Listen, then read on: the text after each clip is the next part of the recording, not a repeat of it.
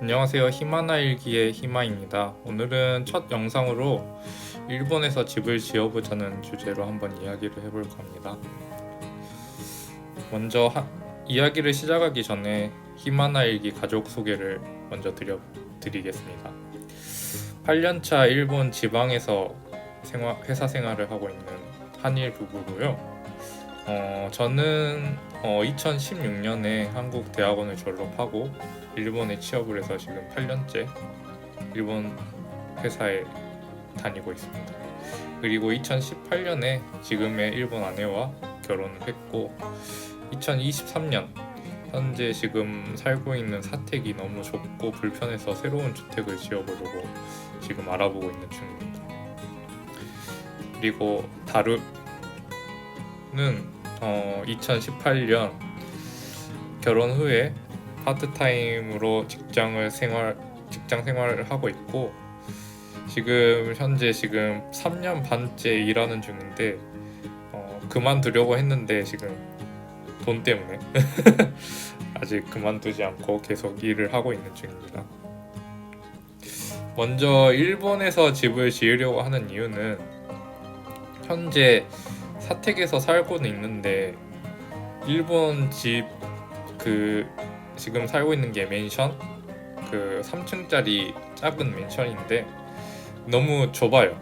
그래서 조금 넓은 집에 살고 싶다는 그 생각을 가지고 있어서 지으려고 하고 있는 것도 있고 그 다음에 또 한 가지가 옆집 특히 밑에 집에서 소음이 너무 올라와요. 아침 새벽 한 6시부터 막 애들이 뛰어다니는지 막 동동동동 하는 소리가 너무 크게 들려가지고 그것 때문에 좀 스트레스가 심해가지고 집을 새로 짓고 싶은 생각이 크게 들었습니다. 그 다음에 또 3층에 살고 있는데 저희가 엘리베이터가 없어요. 그래가지고 뭔가 시장을 보고 이제 물건을 한번 옮기려고 해도 너무 불편하고 이게 나중에 애가 생겨도 유모차 같은 거 한번 옮기려면 너무 힘들 것 같더라고요. 그 다음에 또 앞으로 아이 계획도 있기 때문에 앞으로 가족이 늘어날 경우를 대비하는 것도 있고 그 다음에 일본 주택론 그러니까 주택담보대출이죠. 이걸 받으려고 하면은 제가 알기로는 어린 나이일수록 좀 유리한 점이 있더라고요. 건강상 이유라든지 아니면은 대출을 일반적으로 35년을 일본은 많이 받는데 35년 론을 받으려면은 이게 너무 만기 기준으로 나이가 너무 많으면 안 되니까 이게 어릴수록 좋은 점이 있더라고요. 그래가지고 그것 때문에 이제 슬슬 제 나이도 있고 해서 지금쯤이면 좀 좋지 않을까 타이밍적으로. 그래서 한번 지어보려고 하고 있습니다. 그러면은 왜 아파트가 아닌 단독주택을 지으려고 하는지에 대한 건데 솔직히 말해서 돈 문제가 가성비의 문제가 큽니다. 아파트 같은 경우에는 같은 가격 기준에서 아무래도 좀 더 좁아요. 아파트도 많이 보러 다니고 했었는데 그래도 많이 좁고 그 다음에 또 이제 이웃이 또 어떤 사람이 들어올지 모르기 때문에 또 소음에 대한 좀 스트레스를 받을 가능성도 있기 때문에 그런 것보다는 주택이 좋지 않나 싶은 생각이 들었고 그 다음에 일본에서는 이런 아파트에 살게 되면은 주차비 그 다음에 매월 수선 적립금이라고 해서 이제 이 아파트를 고치는 비용이 계속 나가거든요. 이게 좀 상당히 부담이 되더라고요, 생각보다. 그래가지고 이런 거 낼 바에야 차라리 단독주택을 지어서 같은 가격이면 좀 더 넓은 곳에서 살 수 있고 그 다음에 주차장 무료로 어차피 내 땅이니까 거기에 이제 2대, 3대 무료로 될 수도 있고 그 다음에 지붕에 태양광 발전까지 할 수 있거든요. 그러면은 전기세도 충분히 할인받을 수 있고, 이런 여러 가지 이유를 생각해서 주택으로 결정하게 됐습니다. 그 다음에 저희가 했던 게 하우스 메이커를 이제 어떤 하우스 메이커를 선정하면 좋을까 하는 고민을 많이 했었거든요. 가지고 일반적으로는 일반적인 이제 대기업 하우스 메이커가 있고, 이제 지방 이제 그 소규모로 운영하는 공무점이 있어요. 근데 저희는 이제 아무래도 제가 아무래도 외국인이었고,